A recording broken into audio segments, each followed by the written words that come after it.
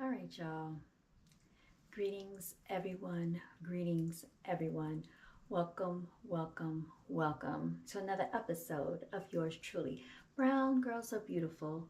Y'all, I just wanted to come on here and do a quick live stream. I am not going to be on here long, but I do need to address some things. So I want to talk about the fact that I just saw a video posted by Shannon Sharpe stating that he was interviewing Ray J, right?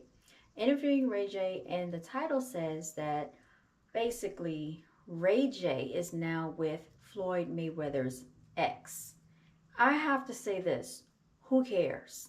Who cares about Ray J? I certainly don't care about Ray J. I care nothing about what Ray J does. And the fact that people are so invested into these other people's lives is very sad. It's very sickening. And I'm not talking about Shannon Sharpe. I'm just saying the fact that this is where we have come in society as a whole. That people, their personal affairs is at the forefront of everyone's thoughts. People are constantly and consistently making content for the mass to consume. I remember when celebrity gossip was never mainstream media. It was never at the forefront of the news. This didn't start until I think around 2008 or something like that. I can't remember the exact time frame, but Madonna dyed her hair and that made the news. And at that point, I think only certain news outlets reported on these things, like maybe Inside Edition. I don't know if Current Affairs even reported on it. Definitely, they did not make 60 Minutes, okay?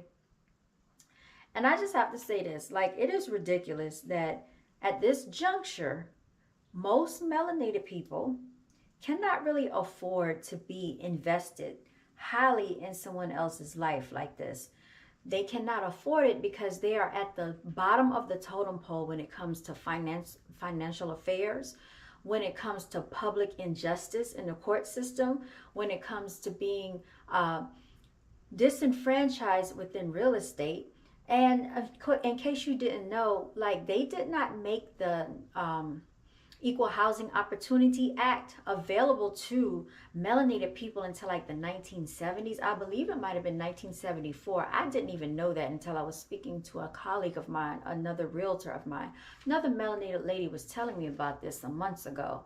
Y'all, we have so far to go as a people, which is why I disassociate myself with a lot of that quote unquote black culture, if you want to give it a title, because what they classify as black culture is hip hop, rap music, trap music, twerk genre, twerkaholics, twerking, stripper pole industry. And as I've always said on this channel, as I've stated many times before, I was not aware that the strip culture came from selling melanated women back during slavery on the auction. So remember, they stripped us of everything, our native tongue, our native language, our families. They split our families up. And and a lot of people still live like that today. They don't care about splitting up families.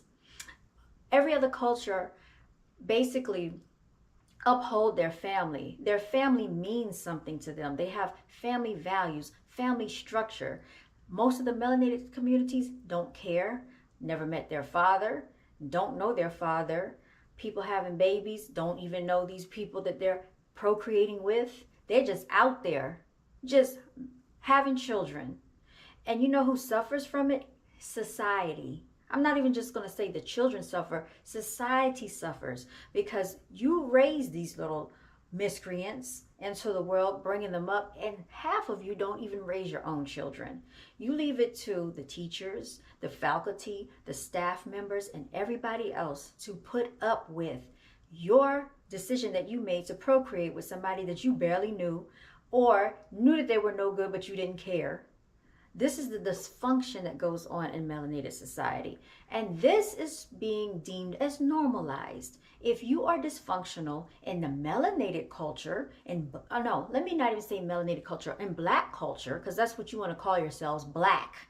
even though black is not a real race, black is not a real ethnicity.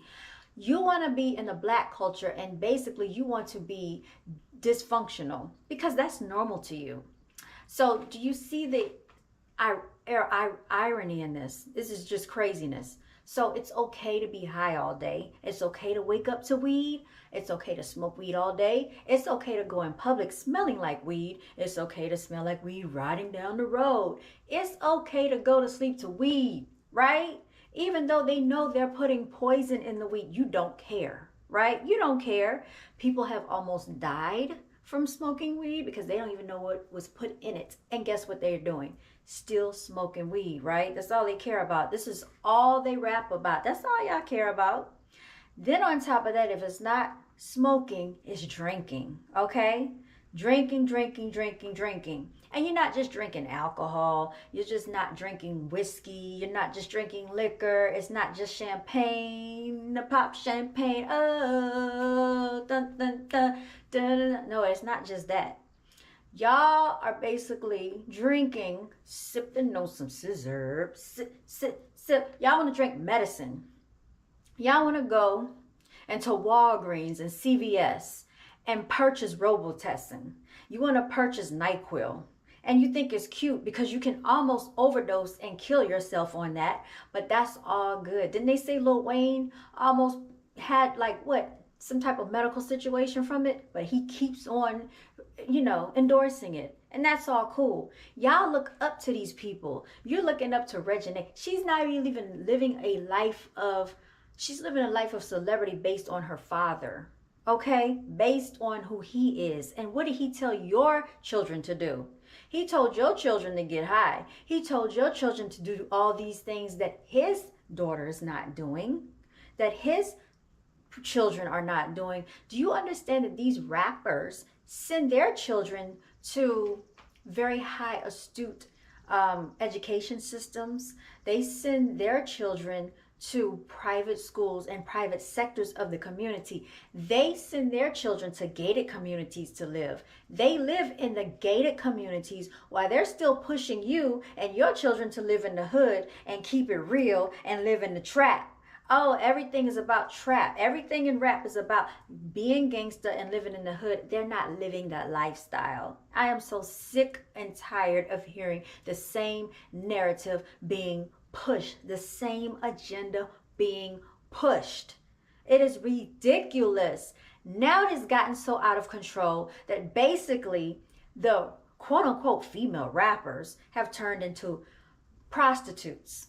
Okay, prostitution is selling. It's not even stripping anymore. It's prostitution. And all of this is made by way of putting melanated women, your ancestors, meaning your great-great-great-grandparents, great-great-great-grandmothers, they are the reasons that you are even here. Some of them were sold on the auction out in Manhattan, New York, where they have the stock exchange, stripped of their clothing, right? And basically being made to feel like chattel, basically being made to feel like cattle, like sheep, like a herd, like a flock of animals. And they would auction them off to the highest bidder. And you have these idiotic females pushing strip club culture, basically procreating and replicating the cause of what happened to your ancestors. Cardi B is not melanated, okay? No matter how much you want to try to switch it and spin it, she's not a real melanated person. She is what? Dominican? All right, so let's think about who really suffers. Y'all always talk about black women this, black women that. Guess what?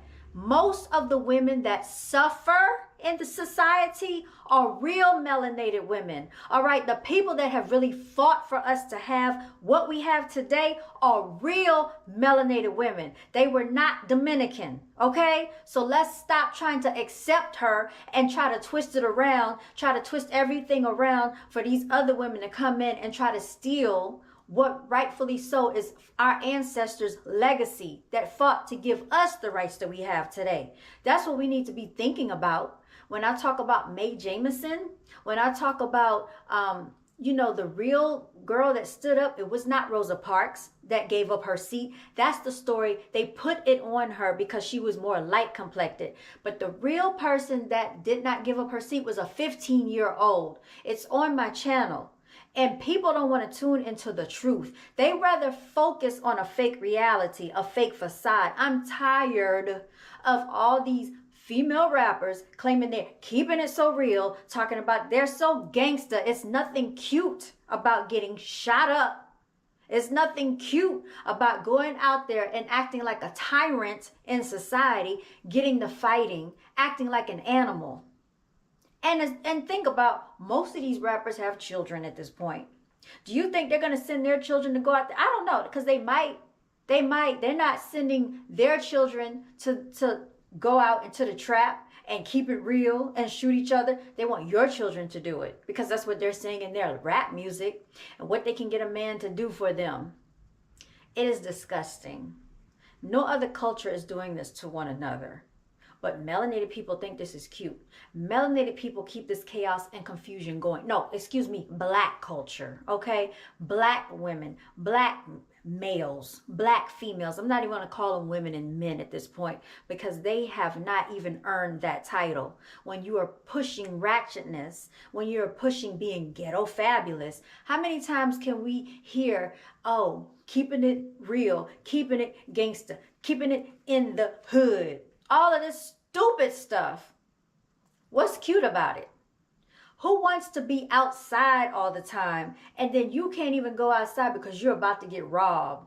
They're going to steal your car. You better watch your back. All this stupid stuff is trickling down to the children in school. I have a real situation that just happened today and yesterday because females in 3rd grade, okay, want to tell another girl she better watch her back and all this stuff and what they're going to do and getting in her face. Where does this behavior, 3rd grade, you just made it out of 2nd grade last year.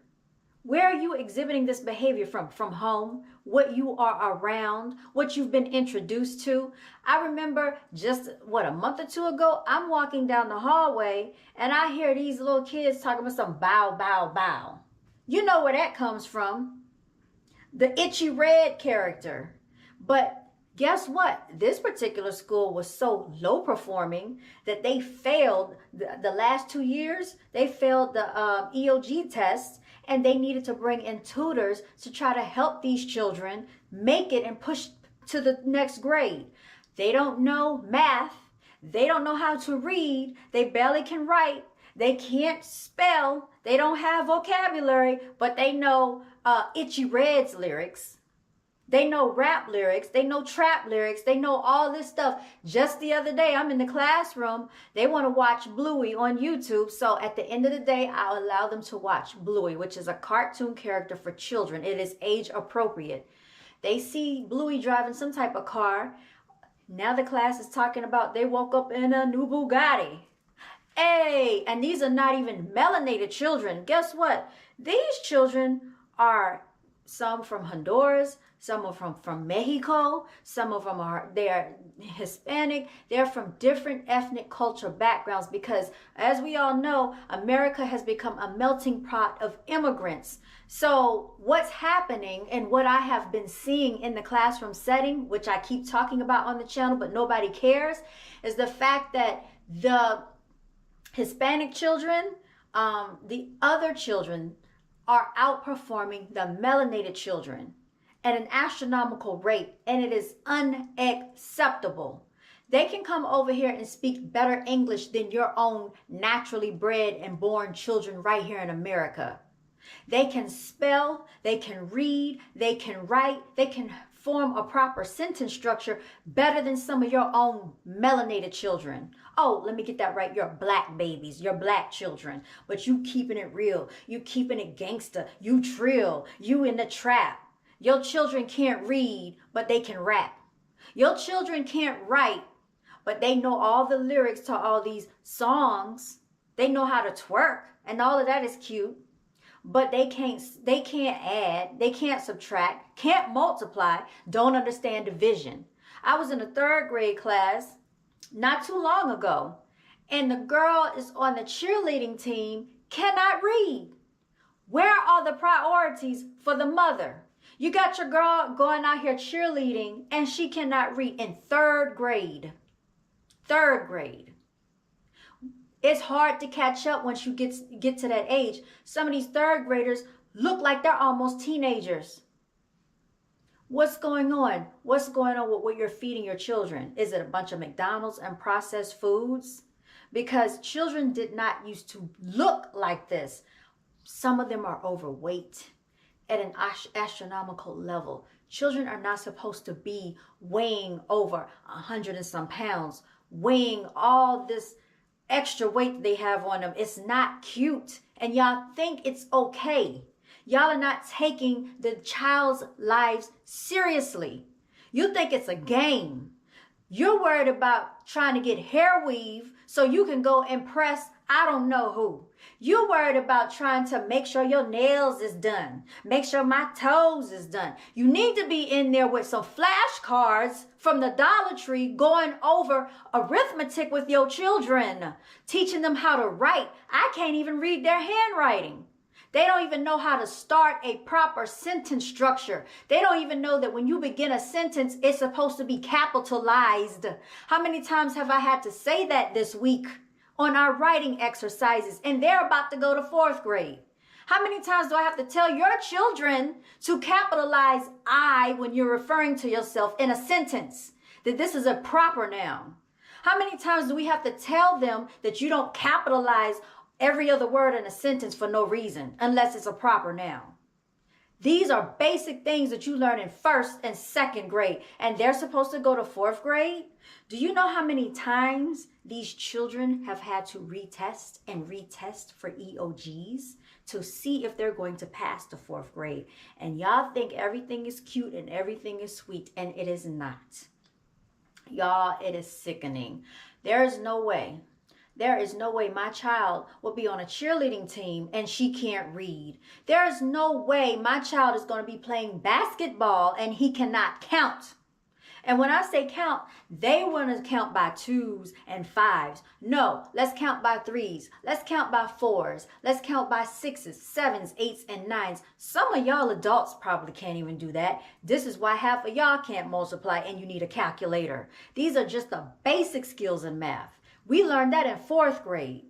And you have people struggling. Let me not even get started on the fifth graders, y'all. I'm going to sign off and close it off right there. And I'll tune in with y'all later. Check out, because I have another video that I'm going to upload. So make sure y'all tune into that video. And I'll catch y'all later. I want to send a special shout out to my melanated warriors.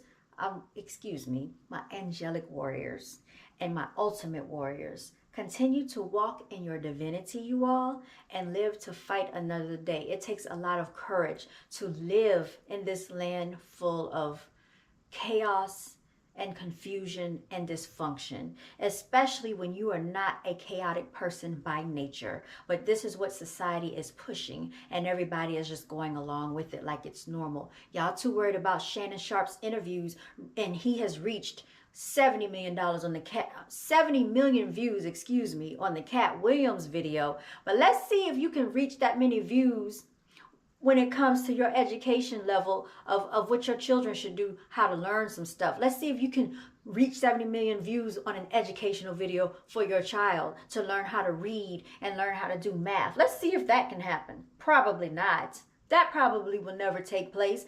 This is supposed to be one of your most important jobs in life, is to be a parent.